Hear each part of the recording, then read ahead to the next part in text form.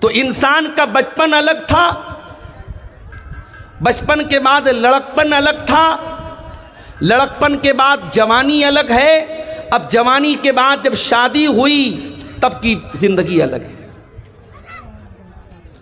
شادی ہو گئی، بچے پیدا ہو گئے، اب کل تک اکیلا تھا، کوئی ذمہ داری سر پہ نہیں تھی، شادی ہو گئی تو بیوی کی ذمہ داری اس کے اوپر آ گئی۔ مارکیٹ جا رہا ہے تو اب اس کو بیوی کے میک اپ کا آئٹم بھی خریدنا ہے، کپڑا لینے جا رہا ہے تو بیوی کا سوٹ بھی لینا ہے، بیوی کا دوپٹہ بھی لینا ہے، بیوی کا جوتا چپل بھی اس کو لینا ہے۔ خرچے بڑھ گئے، ذمہ داری بڑھ گئی۔ پھر جب وہ صاحب اولاد ہو گیا، اب زندگی تھوڑی سی اور چینج ہو گئی، بدل گئی۔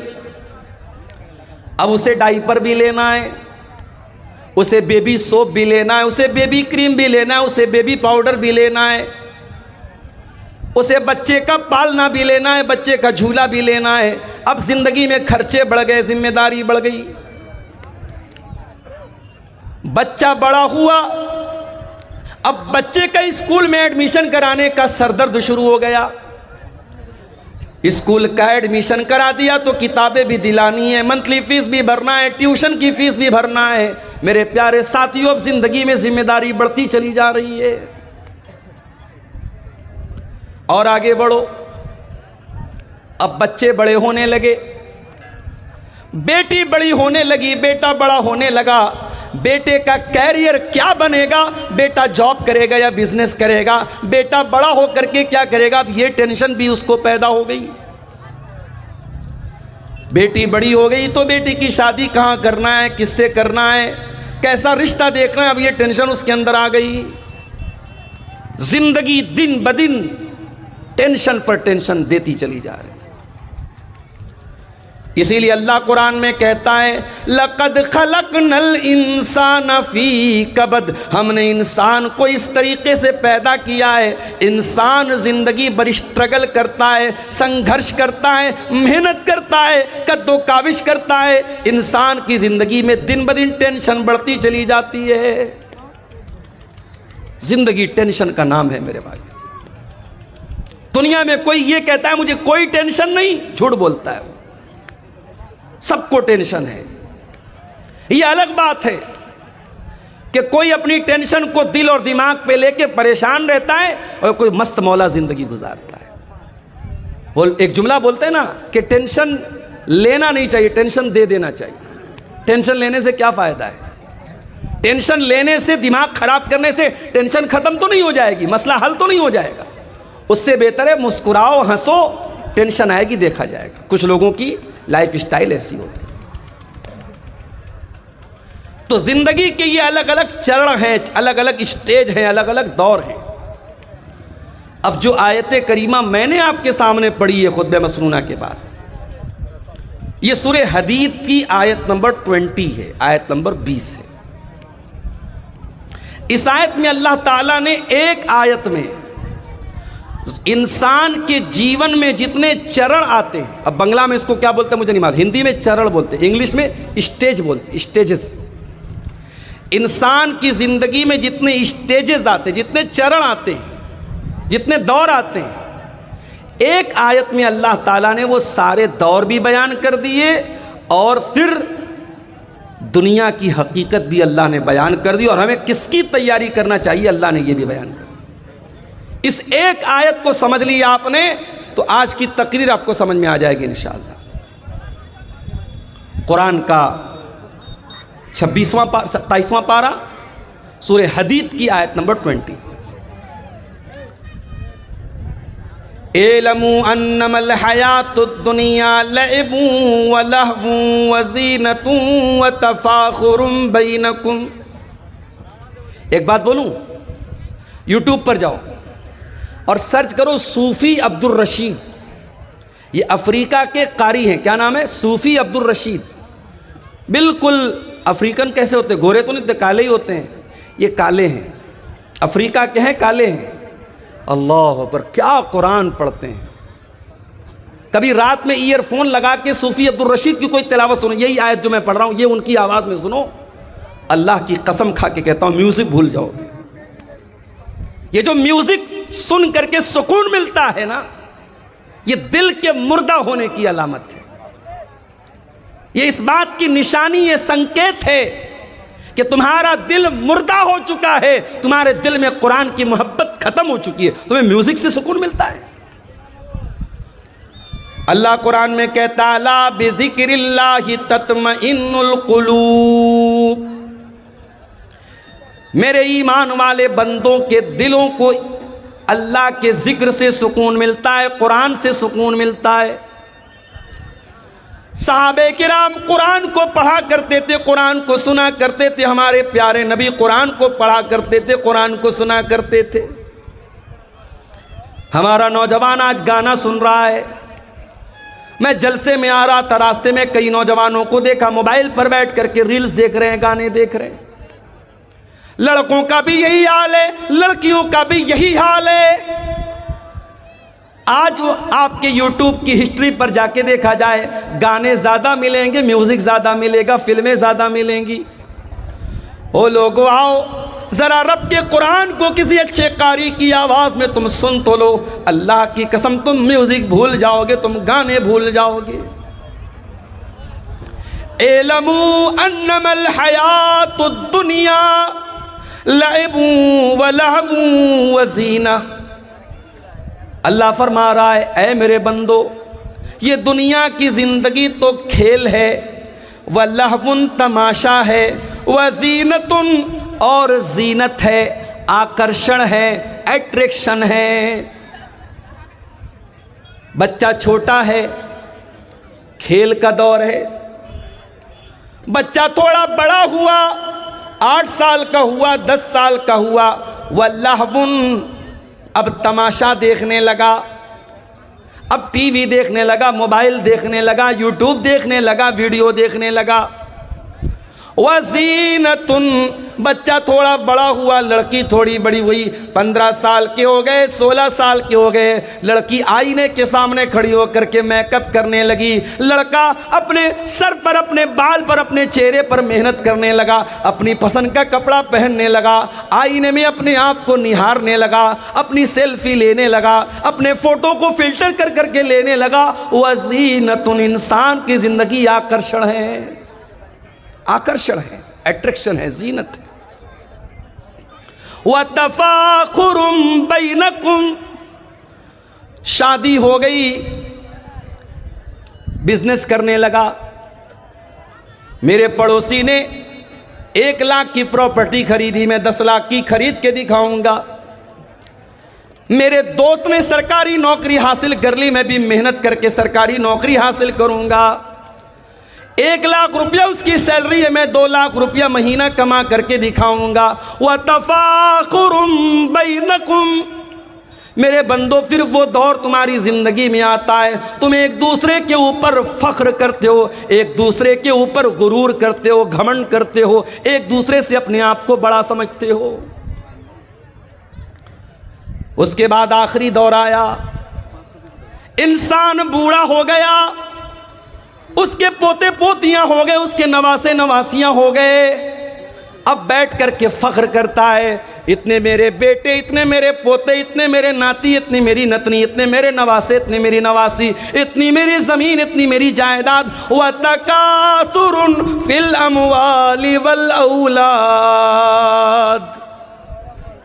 انسان کی زندگی کا یہ آخری دور ہے، خوب پیسہ ہو جائے، خوب اولاد ہو جائے۔ اولاد کی طلب بھی تو انسان کو ہوتی ہے نا۔ کچھ لوگ کہتے ہیں صاحب مجھے اللہ نے لڑکی دی ہے، مجھے لڑکے کی ضرورت نہیں ہے۔ ہو سکتا ہے کہ آپ کو اللہ نے لڑکی دی ہے، لڑکا نہیں ہے، آپ اپنی لڑکیوں پر خوش ہیں، یہ ہو سکتا ہے، مگر یہ کہنا کہ لڑکے کی ضرورت نہیں ہے یہ غلط ہے۔ لڑکے کی ضرورت تو نبیوں کو بھی پڑی ہے، نبیوں نے اللہ سے بیٹا مانگا ہے۔ ابراہیم علیہ السلام کو دیکھو، بوڑھے ہو گئے، کوئی بیٹا ان کا نہیں ہے، باپ نے گھر سے نکال دیا ہے، اللہ کی توحید کی دعوت دے رہے، ساری دنیا ان کی دشمن بنی ہوئی ہے۔ ابراہیم علیہ السلام اللہ سے دعا کرتے ہیں ربی حبلی من الصالحین، پروردگار مجھے نیک بیٹا عطا فرما. بیٹا مانگا. ہمارے نبی کو بھی اللہ نے بیٹا دیا. یہ الگ بات ہے جو بیٹا پیدا ہوا. قاسم پیدا ہوئے بچپن میں انتقال کر گئے. عبداللہ پیدا ہوئے بچپن میں انتقال کر گئے. تیسرا بچہ پیدا ہوا حضرت ماریا کے پیٹ سے. اللہ کے نبی نے بڑے شوق سے اپنے بچے کا نام ابراہیم رکھا. اپنے باپ اپنے جد امجد حضرت ابراہیم علیہ السلام کے نام پر اپنے بچے کا نام رکھا. عقیقہ بھی کیا آپ نے, نام بھی رکھا اپنے بچے کا. عرب کے دستور کے مطابق آپ نے بچے کو دودھ پینے کے لیے دائی کے حوالے کر دیا, دیہات بھیج دیا. یہ الگ بات ہے اللہ نے میرے نبی کی تقدیر میں یہ بھی لکھا تھا کہ اے میرے نبی آپ کا کوئی بیٹا جوان نہیں ہو پائے گا. جوان نہیں ہونا ہے کسی بچے کو. تیسرا بیٹا پیدا ہوا ابراہیم. جب یہ بچہ 1.5 سال کا ہوا اور دیہات میں ایک آدمی کے گھر میں رہتا تھا, وہیں یہ بچہ دودھ پیتا تھا, وہیں رہتا تھا. بچہ بیمار ہو گیا. اللہ کے نبی کو بتایا گیا کہ آپ کا بیٹا بہت بیمار ہے. آپ صحابہ کرام کو لے کر کے پہنچے. آپ نے بچے کو گود میں لیا. آپ اللہ کے نبی ہیں, آخری نبی ہیں. آپ سے مضبوط کلیجہ کس کا ہو سکتا ہے, آپ سے مضبوط دل کس کا ہو سکتا ہے. مگر اولاد کی محبت تو میرے نبی کے سینے میں بھی موجود تھی. آپ نے دیکھا میرا اکلوتا بیٹا آخری سانسیں لے رہا ہے, دم توڑ رہا ہے. اللہ کے پیارے نبی کی آنکھوں سے آنسو جاری ہو جاتے ہیں. آپ کی آنکھوں سے آنسو گرنے لگتے ہیں. اور صحابہ کرام اپنے نبی کو روتا ہوا دیکھ کر کے کہتے ہیں اللہ کے نبی یہ ہم کیا دیکھ رہے ہیں, آپ رو رہے ہیں, آپ کی آنکھوں سے آنسو بہ رہے ہیں. آپ فرماتے حاذہ رحمت جعلہ اللہ فی قلوب عبادہ. اے میرے صحابہ یہ آنسو محمد الرسول اللہ کے آنسو نہیں ہیں, یہ ابراہیم کے ابا کے آنسو ہیں, یہ ابراہیم کے باپ کے آنسو ہیں. یہ ایک باپ کے آنسو ہیں جو محبت میں اپنے بیٹے کی جدائی میں نکل رہے ہیں. یہ ایک باپ کے دل سے نکلے ہوئے درد کے آنسو ہیں. رو رہے ہیں اللہ کے نبی. آج تو پیروں اور فقیروں کو لوگوں نے یہ درجہ دے دیا ہے. پیر صاحب کو اتنا پاور ہے کہ ایک آدمی تقریر میں بیان کر رہا ہے, ویڈیو موجود ہے فیس بک کے اوپر, آپ جا کے دیکھ سکتے ہیں کہ شیخ عبد القادر جیلانی کا مرید تھا. قبر میں پہنچا مرنے کے بعد, منکر نکیر آئے سوال پوچھنے کے لیے. جیسے ہی سوال پوچھا شیخ عبد القادر جیلانی کے مرید نے کہا تمہیں معلوم نہیں میں کس کا مرید ہوں؟ کہا کس کے مرید ہوں؟ کہا میں غوث اعظم کا مرید ہوں, میں شیخ عبد القادر جیلانی کا مرید ہوں. اتنا سننا تھا منکر نکیر بھاگ گئے. بھائی تیرے سے کوئی سوال نہیں کرنا, تجھ سے کچھ نہیں پوچھنا, تو اتنی بڑی ہستی کا مرید ہے. یہ قصے گڑھنے والے, یہ کہانیاں گڑھنے والے, یہ کرامتیں گڑھنے والے یہ کیوں بھول جاتے ہیں کہ اللہ کے نبی سے بڑا کوئی انسان دنیا میں نہیں گزرا, آپ سے بڑے مرتبے والا کوئی نہیں گزرا. اور آپ کا یہ حال ہے, آپ کا اپنا بچہ ہے, آپ کے ہاتھوں میں دم توڑ رہا ہے اور آپ کچھ نہیں کر پا رہے ہیں. یہاں تو کتنے مردوں کو زندہ کر دیا شیخ عبد القادر جیلانی نے. یا میرے نبی اپنے بچے کو مرتا ہوا دیکھ کر کے رو رہے ہیں اور کچھ نہیں کر پا رہے. بیٹا مر جاتا ہے, محمد الرسول اللہ کی آنکھ سے آنسو نکلتے اور آپ کیا کہتے ہیں, او لوگو, او میری پیاری ماں بہنوں, جب تمہارے کسی بچے کا اللہ نہ کرے کبھی اگر انتقال ہو جائے, تمہارا کوئی عزیز اگر مر جائے, کوئی رشتہ دار اگر مر جائے, کوئی قریبی اگر مر جائے اور تمہیں رونے کا دل چاہے, تمہاری آنکھوں سے آنسو نکلے, تمہیں اپنی زبان سے کوئی لفظ نکالنے کا دل چاہے, تو ذرا اپنے نبی کا یہ نمونہ بھی دیکھ لینا. کیا فرمایا؟ ان العین تدمع والقلب یحزن ولا نقول الا ما یرضی ربنا۔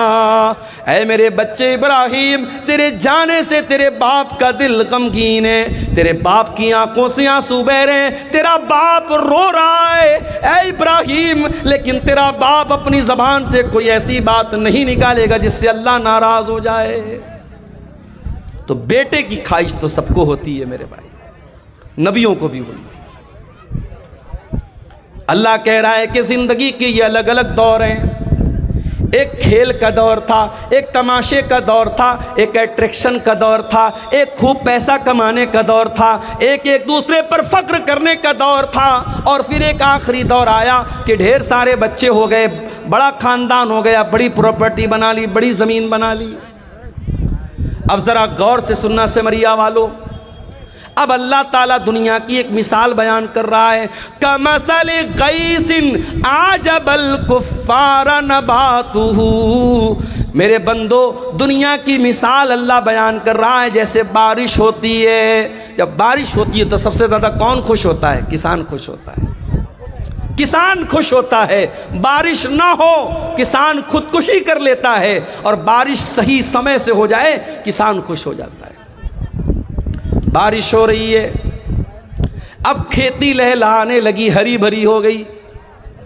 اللہ فرماتا ہے میرے بندوں، میں دنیا کی مثال دے رہا ہوں، بارش ہوئی، کھیتی ہری بھری ہو گئی، ثم یہی جو تم نے دھان کا کھیت لگایا، تم نے مکئی کا کھیت لگایا، تم نے گیہوں کا کھیت لگایا، ایک ٹائم ایسا آیا یہ ہری بھری جو کھیتی تھی یہ پیلی ہو گئی، پک گئی، تیار ہو گئی، گیہوں تیار ہو گیا، دھان تیار ہو گیا، مکئی تیار ہو گئی، ثم یہیج فتراہ مصفرا۔ کل تک جو پودے ہرے ہرے تھے آج پیلے پیلے ہو گئے، آج پک کر کے تیار ہو گئے۔ ثم یکون حطاما۔ پیچھے کون لوگ بات کر رہے ہیں؟ ایک دم ان کو ہٹاؤ یہاں سے، پہلے اتنی تمیز نہیں، اسٹیج کے پاس مائک کے پاس بیٹھ کے بات کر رہے ہیں۔ ثم یکون حطاما، پھر یہ کھیتی جب پک کر کے تیار ہو گئی اس کو کاٹ دیا گیا۔ کوئی کھیتی اپنے کھیت میں کٹ کر کے اس کو چھوڑا نہیں جاتا، کاٹ دیا جاتا ہے جب تیار ہو جاتی ہے۔ ابھی میرے پاس جے نگرہ کوئی جگہ ہے، جے نگر یا جے نگرہ اسی کٹیہار میں، وہاں کے لوگ میرے پاس آئے، نومبر میں ٹائم مانگ رہے تھے۔ میں نے کہا بھائی دسمبر میں لے لو، بولے نہیں مولوی صاحب ابھی مکئی کٹی ہے، اب دسمبر میں جب آپ مانگ رہے ٹائم دے رہے ہیں تو اس ٹائم پھر ہماری دوبارہ کھیتی لگ جائے کہ ہم نہیں دے سکتے۔ کھیتی کا سمے ہوتا، میں کسان نہیں ہوں، میں کھیتی نہیں کرتا ہوں، لیکن کھیتی کرنے والوں کے ساتھ رہتے ہوئے اتنا جان گیا ہوں کہ کھیتی کرنے کا ایک ٹائم ہے، کھیتی کاٹنے کا ایک ٹائم ہے۔ کھیتی تیار تو پھر اس کو کوئی روکتا نہیں، کھیتی کو کاٹ لیا جاتا ہے۔ اللہ فرماتا ہے ثم یکون حطاما، پھر کھیتی کو کاٹ لیا جاتا ہے۔ اے میرے بندو، تمہاری دنیا کی زندگی بھی ایسی ہی ہے۔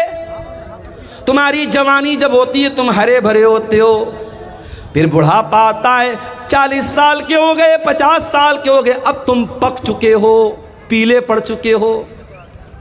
کبھی دیکھا ہے آپ نے بالی ووڈ کی بڑی بڑی ہیروئنیں جو ایک کروڑ کتنے کروڑ روپے لیتی ہیں فلموں کے، جب ان کی جوانی ڈھل جاتی ہے، ان کے بال سفید ہو جاتے ہیں، پھر ان کو کوئی نہیں پوچھتا ہے۔ عمر ختم ہو گئی، اٹریکشن ختم، سوندریہ ختم، بیوٹی ختم۔ انسان جب بوڑھا ہونے لگتا ہے اس کے جسم کی فٹنس ختم ہونے لگتی ہے۔ کوئی لاکھوں میں ہزاروں میں کوئی ایک ہوتا ہے جو بہت زیادہ کسرت کرتا ہو، بہت زیادہ جم جاتا ہو، بہت زیادہ اپنی غذا پہ دھیان دیتا ہو، تو وہ بھی 50 سال تک 55 سال تک اپنے آپ کو مینٹین رکھے گا۔ پھر اس کے بعد تو اس پر بھی بڑھاپا آنا ہے نا بھائی۔ بڑھاپے کی کوئی دوا نہیں ہے، بڑھاپے کا کوئی علاج نہیں ہے۔ اللہ فرماتا ہے میرے بندو تم کل تک ہرے بھرے تھے، آج بڑھاپا آ گیا، پک گئے۔ ثم یکون حطاما، اور جس طریقے سے کھیتی جب پک جائے تو کھیتی کو کاٹ لیا جاتا ہے، اے میرے بندو ایک دن ایسا آئے گا، موت کا فرشتہ آئے گا اور تمہیں کاٹ ڈالے گا، تمہیں ختم کر دے گا۔ اسی گاؤں کے ایک صاحب نے بتایا 2 سال کا بچہ تالاب میں ڈوب کر کے انتقال کر جاتا ہے، ماں باپ صبر کرنے کے سوا کچھ نہیں کر پاتے۔ اسی کٹیہار کے ایک بھائی نے بتایا ان کے والد راستے سے جا رہے تھے، بائک سے ایکسیڈنٹ ہوتا ہے، والد صاحب آن دا اسپاٹ انتقال کر جاتے ہیں۔ کتنے حادثے اپنی آنکھوں سے ہم دیکھتے ہیں، کتنے جوانوں کے جنازے اپنے ہاتھوں سے ہم اٹھاتے ہیں۔ مرنے والے بچے بھی ہوتے ہیں، مرنے والے جوان بھی ہوتے ہیں، مرنے والے بوڑھے بھی ہوتے ہیں۔ موت کا فرشتہ کبھی یہ دیکھ کے نہیں آتا کہ آپ کی عمر ہو گئی کہ نہیں، موت کا فرشتہ اللہ کے حکم سے آتا ہے۔ ثم یکون حطاما، ایک دن تم کو کٹ جانا ہے، مر جانا ہے، دنیا سے چلے جانا ہے۔ کب تک رہنا ہے نہیں پتا، 40 سال بھی رہ سکتے ہو، 50 سال بھی رہ سکتے ہو سکتا ہے کہ کل کی صبح کا سورج بھی تم نہ دیکھ پاؤ۔ میرے بندو یہ دنیا کی زندگی ختم ہو جائے گی۔ وَفِي الْآخِرَةِ عَذَابٌ شَدِيدٌ وَمَغْفِرَةٌ مِّنَ اللَّهِ وَرِضْوَانٌ، اور جب اللہ تعالیٰ کے پاس جاؤ گے تو وہاں 2 راستہ ہے، ایک طرف اللہ کا عذاب ہے، ایک طرف جہنم کی آگ ہے، اور دوسری طرف اللہ تعالیٰ کی نعمت ہے، اللہ کی جنت ہے، اللہ کی رضا ہے۔ اب تم طے کر لو تم کو جنت میں جانا ہے کہ جہنم میں جانا ہے، تم طے کر لو، تم ڈیسائیڈ کر لو، تم فائنل کر لو۔ وَمَا الْحَيَاةُ الدُّنْيَا إِلَّا مَتَاعُ الْغُرُورِ، اور یہ دنیا کی زندگی جس پر تم اتنا فخر کرتے ہو، اتنا ناز کرتے ہو، جس دنیا کی زندگی کے لیے تم کتنا حرام کام کرتے ہو، کتنا ناجائز کام کرتے ہو، یہ دنیا تو دھوکے کا سامان ہے، دنیا تو دھوکا ہے، دھوکا۔ بڑے بڑے بادشاہوں نے جب محل بنایا تو کیا یہ سوچ کے بنایا کہ میں مر جاؤں گا؟ نہیں۔ فرعون اتنا بڑا بادشاہ، موسیٰ علیہ السلام بات کرنے کے لیے آئے تو فرعون کہہ رہے چپ، تو بات مت کر، تو اس سے میں کیوں بات کروں، تو ہے کون؟ موسیٰ علیہ السلام نے کہا میں اللہ کا رسول ہوں۔ کہاں کہ ارے جاؤ، تم رسول بن گئے، میں جانتا نہیں کیا تم کو، میرے محل میں تم پلے بڑے ہو، میں جانتا ہوں، تو ڈھنگ سے بات نہیں کر سکتے ہو، تم کیا نبی بنو گے؟ فرعون نے حضرت موسیٰ کا مذاق اڑایا، کیونکہ موسیٰ علیہ السلام بچپن میں ایک آگ کی چنگاری سے ان کی زبان کٹ گئی تھی، اس لیے ان کی زبان میں لڑکھڑاہٹ تھی۔ اللہ کی قدرت دیکھو، جس پیغمبر کی زبان میں لڑکھڑاہٹ ہے اس پیغمبر کو اللہ تعالیٰ آسمان پہاڑ پہ بلاتا ہے، کوہ طور پہ بلاتا ہے، اور اس پیغمبر سے اللہ کلام کرتا ہے، بات چیت کرتا ہے۔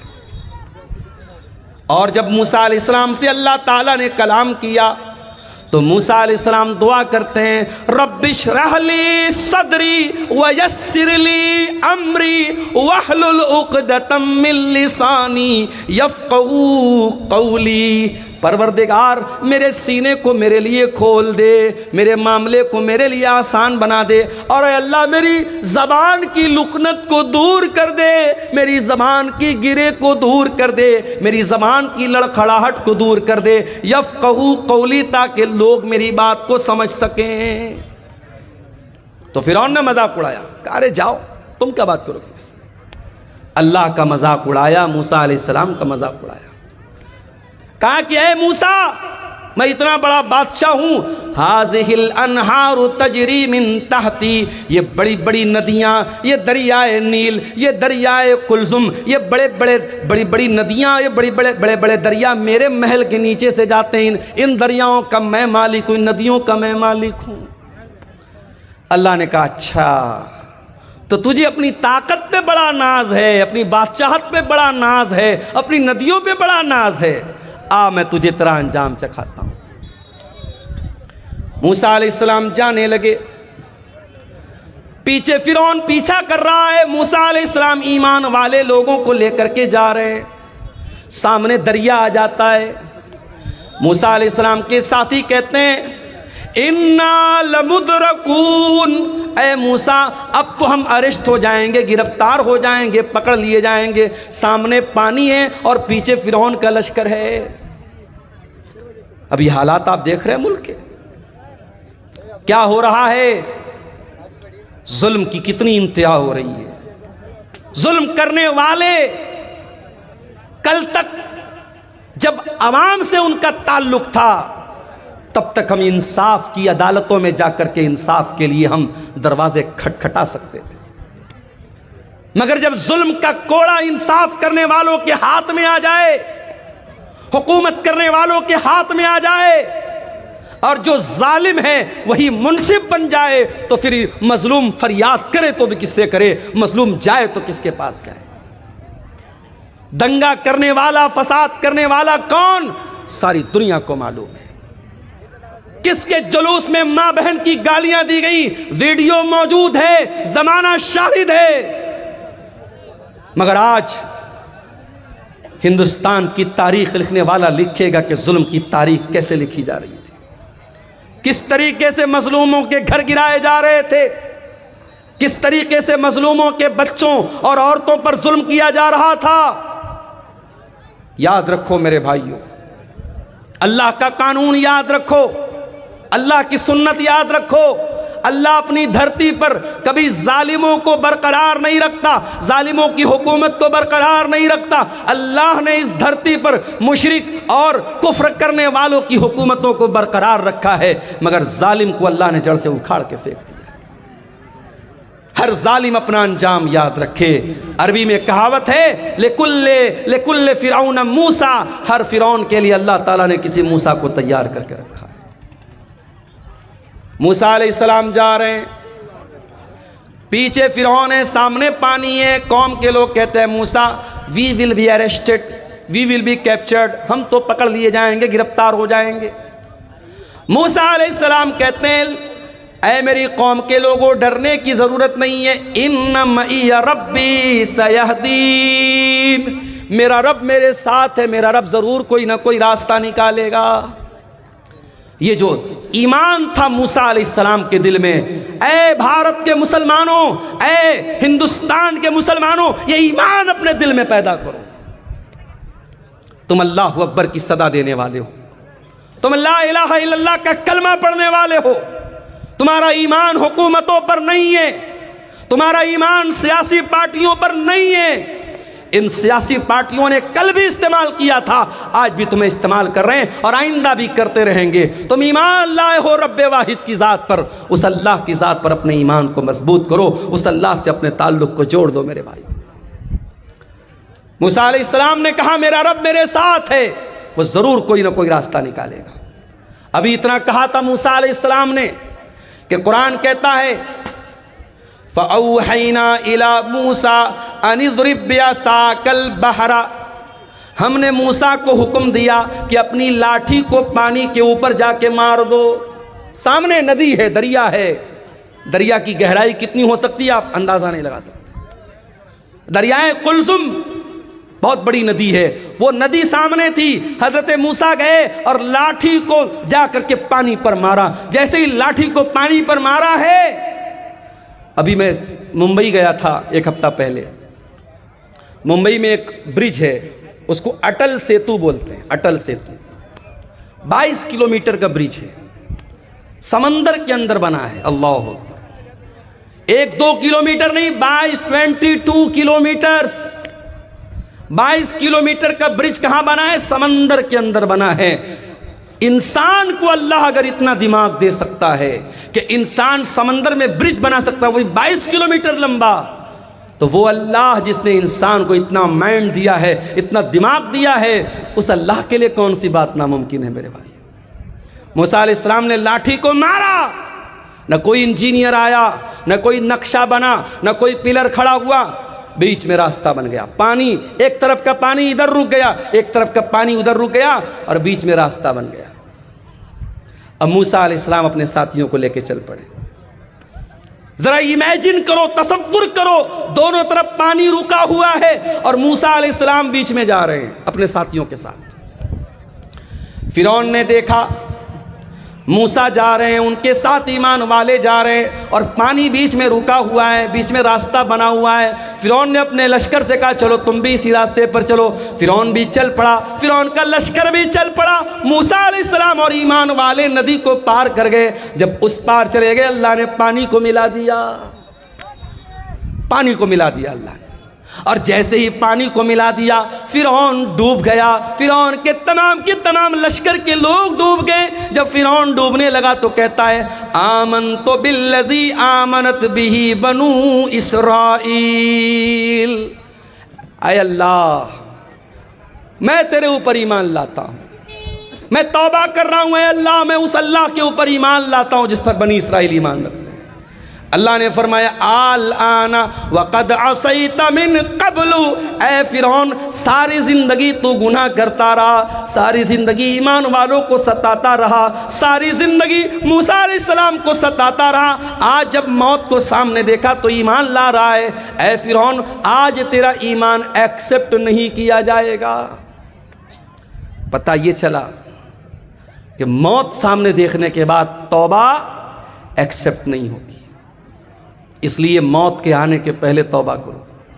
جتنا دان کرنا ہے، جتنا نیکی کا کام کرنا ہے، موت دیکھنے کے پہلے کر لو، موت دیکھنے کے بعد توبہ کرو گے توبہ قبول نہیں۔ کبھی کسی مرنے والے کو دیکھا ہے؟